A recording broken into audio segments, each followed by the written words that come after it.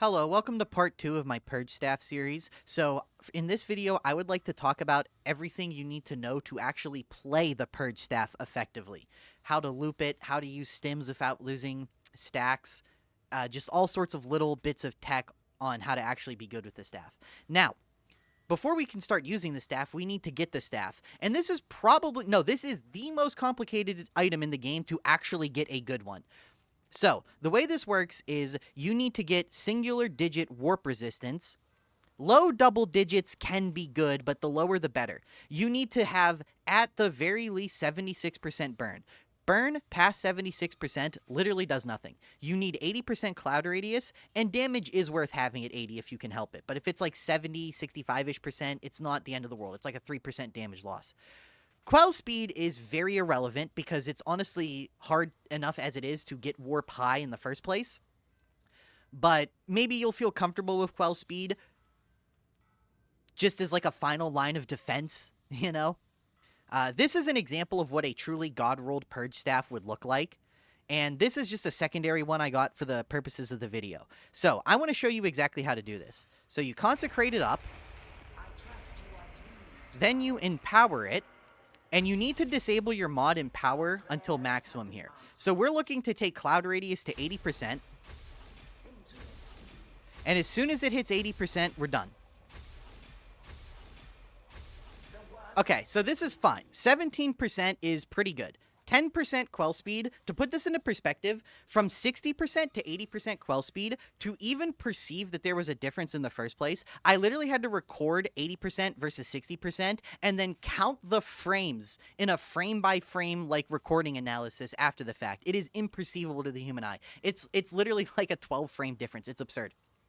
So the warp resistance needs to be low so we can generate enough heat to use Venting Shriek on cooldown and maintain about 60-70% heat on top of ditching 50% heat every like 10 seconds or so. Okay, next you're going to want to refine the item to put flak damage on it and critical strike chance. And then for blessings, you're pretty much always going to want to use Warp Nexus and Blaze Away. You can swap Warp Nexus for Penetrating Flame if you're going to do a CIV Maelstrom, or you aren't going to use Uncanny Strike on your melee weapon. If those two conditions are met or not met, then you can consider using Penetrating Flame. But for 99.99% of people in 99% of situations, this is objectively the best setup. Why is this the best setup? Well, Warp Nexus crit chance goes crazy on this staff for whatever reason. You will be getting crits constantly. Then the crits will increase your damage. Every crit increases your damage, speed, and gives you a significant portion of toughness back. So crits will also apply double stacks, and they'll proc Empathetic Invasion, making you immune to gunners. Yes, critting constantly with this staff, when you consider this staff is hitting 50 enemies every second, you have to consider you're rolling a 30% chance to crit 50 times over every single second. Every crit gives you damage, move speed, toughness, gunner invulnerability. Warp Nexus is obviously the best. Blaze Away activates on the right click, left click, and it's just a constant 40% damage basically at all times. And flak is just the most common thing that's going to reduce your damage. Hello, this is the part where I tell you how to use this staff because it's actually quite technical and involved, and it doesn't play like any other staff. It's a lot of fun. So, this staff is Aggression Incarnate. It is a giant snowball. The faster you play and the more stuff you kill, the more tools you're given to kill more things and faster. But if you play passively, or you go in, you run in, but you don't commit, you get scared and back off, you will then guarantee that you die effectively. Now, I'm not saying to be an idiot and just run forward into literally everything, but I'm saying you should honestly probably be more of a frontliner with this staff. And it's super counterintuitive, trust me. Just bear with me and let me explain this, because this staff has every tool required to be, like, better at melee than a lot of melee weapons, which is really weird to say. And this is why a lot of people play poorly with this staff. Okay, so first, we need to talk about two things that make you not scared of gunners at all. One, Emphatic Invasion. So every time you crit, which you crit constantly with this staff, you get 1 second of straight up gunner immunity. And then this M1 has frankly broken amounts of suppression. I genuinely don't think this is intended and will probably get nerfed, but just watch this. Yeah, nice guns, buddy. Nice guns. You guys can't shoot. Nice guns, lol. Yeah, real effective guns you got there. Look, even from back here, I can maintain those guys back there, shaking, quivering, cowering. They're not in their lane. They're withering. They're dry, very bothered. Like, yeah, you get the point. So between all the crits, because every single one of those guys was getting hit every single second, and every single one of those guys was independently rolling like a 30% chance to get crit. And any crit that does happen gives me immunity to gunners, and then they can't even shoot in the first place, but even if they could, I would be getting immunity. And then, on top of that, because I'm constantly attacking to build Peril, I'm getting this. I'm constantly burning them to death, so I'm getting this. And then I'm constantly quelling to get this. I'll venting shriek if I really have to, like the crowd controller, to get toughness back. So you just can't be afraid. You have to recognize the power that you have. And also, I want to show this, even if you have to fight like a bajillion ragers in close range. Sorry, they kind of got the drop on me there because I was fucking, my hands were totally like spawning the guys. So you can just do this. Be gone, rager. Get stun locked like for eternity, idiot. Here, take some more dot. Like, you see what I'm saying? Even a horde of ragers, like, can't do anything to you. Okay, now I want to talk about Peril abusing, because there's a really interesting bit of tech with this staff. So pay attention to my Peril. I'm going to get to like 98 Peril, and then I'm going to cast, and I'm not going to blow up. Okay, so watch this. Hold on, that wasn't good. Let me show it like this. Okay, so you see how that didn't blow me up? And you can do that with a full cast, by the way. You just have to start at like 80-something. So as long as you're under 100% when you actually let go of the cast, you don't blow up. So if you quell for even like a second, even with under 80% quell speed, there you go. So you can just endlessly maintain this loop forever. But if you want to spend your ultimate at 100% Peril, you can cast again, and unlike every other staff, you get a full cast off, then you can do this. So between just literally tapping Quell, like literally just tapping it, and then going back into this, you can 100% maintain maximum Peril for all of your Peril damage and damage resistance buffs. So that just gives you damage resistance, more damage, and keeps your crit chance high to proc Emphatic to give you more crits, to get more move speed, to get more toughness back, to kill more things.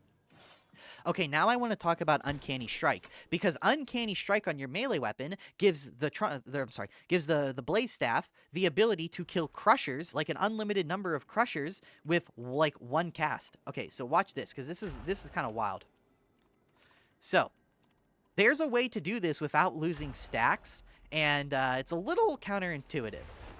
Not really. It's just a lot of people don't do it right. So we put full stacks on these guys. Then you pull out your weapon, build a few stacks, then pop the ultimate, and then keep attacking to build your stacks to get crits for the one warp damage node. But look, these guys are gonna die. So this keeps your melee weapon out, so you're mobile, you're fast, you're not putting yourself in danger, you're constantly attacking so that you're getting crits to get damage from perfect timing. It's even better if you do this, because then you're doubling chances to get crits. It's also extra better when you have Riposte active, so you get like 3 times the crit chance I had there, so those guys will die way faster in actual missions.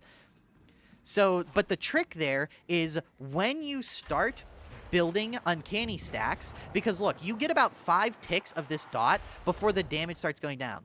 See? 3, 4, 5, and then it goes down. Well, if I spawn one of these guys, and then we look, 1. By the time the dot ticks down, even just mashing M1, it's faster if you do this, but even just mashing M1, once you reach like 3-4 stacks of Uncanny and you pop this, you're refreshing your stack times, because that adds 6 stacks that go over the cap. Stacks that go over the cap add significantly more damage than all the stacks that came before them. So you're also refreshing the timer, and that allows them to basically burn for anywhere from like 200 to 400 damage constantly. So it completely nullifies all armor as a threat, just all the time. Okay, and now I want to talk about using a stim. Because just like Uncanny, you can use a stim the exact same way for the exact same purpose. Okay, so now we dot these dudes up. And then we pull out a stim. And look, as you're injecting the stim, just, there you go. As you inject the stim, just do the ultimate. Because, oh yeah, I forgot, you can't let the Uncanny Strikes run out. So, to make that slower, in case you are a little confused, you would do this to apply the dot, then you pull your stim out, and then you can ultimate during any action. Psyker can use their ultimate during anything. Opening a door. It's a cool bit about this ultimate. So, remember, using the ultimate refreshes your stack duration. So, right when on top of adding new stacks, so you reach an even higher damage potential. So, as your stacks are about to go down mid-stim, you just pop it, like right at the end of the stim animation, and you reset the stacks, but now you're getting stim, rending, and damage on top of the overcap exponential damage increase. And then you can go for Uncanny as well, because it's the same time frame. And last thing I want to talk about is Venting Shriek. Because Venting Shriek is kind of crazy once you start getting a lot of Peril. So, well, there's one other thing I want to talk about as well. So, if we have one of these guys, and we're, like, doing this, be gone. So, see, I don't know why I started sorry, my dog brain just, like, fucking activated there. But, yeah. So you can use, if you're ever caught out of position, say there's a bajillion gunners right there, and you're like flaming stuff, and then you go to run in. Whoa, there's a lot of gunners. Let me just hit that and back up. So let me show you what this would be like. Spawn just like a million guys here. So we're fighting stuff over here, and then you just go in here.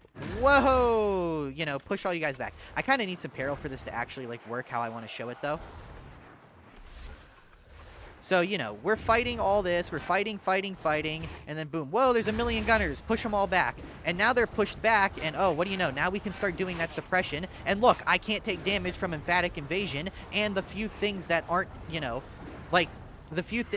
you have Emphatic Invasion for the few things that aren't getting suppressed. But 90% of those guys are getting suppressed. Then you consider that said suppression knocks them out of contention for hurting your teammates as well. And this actually ends up being a better version of Pubble, just straight up. At least when you're able to actually pull it off. There's some players that are doing this in Havoc right now to great success, by the way. This is not just like a outside of Havoc thing either. Okay, the final thing to talk about is Brain Burst. Brain Burst is pretty essential for the Purge staff. So this is already better Smite. Because everything that isn't like a Crusher or a Bulwark is getting completely stagger locked by this literally forever. So this is Smite minus like one enemy type you care to actually use Smite against. So this is objectively better Smite in terms of how, you know, because it costs less, you can do more of it, it suppresses things, has a huge radius, a bigger range than Smite does. Okay, so, but it also does a shit ton of damage. So, you obviously would never ever need Smite. And you can't take a sail because a sail stops you from taking this. And why the fuck would you take a sail when you already have, you know, this staff? It's already doing everything a sail wants to do, but better a million times over. So, something that does actually counter this build is if you can't be aggressive into gunners. You know, you're like back here and they're like over there. Well, now you have to use Brain Burst. But honestly, the biggest thing that Brain Burst provides this build is anti-sniper. Snipers can mess this build up hard. I don't know where my creature spawner went. Sorry. But snipers can really mess this build up hard. Let me just find him. Sniper. Where are you? There. Sniper. So if a sniper is not retarded and running into you, let's say you're like all the way back here and you're fighting a horde. You know, what do you do about this? Okay, well, you definitely don't do what I just did. Sorry. This is why I like being set up when I showcase stuff like this. Okay, so, you know, you're fighting horde. Okay, you notice snipers over there. Okay, slide dodge to get around this and just latch on with Brain Burst. You don't need to depend on your teammates. You don't need to depend on anything.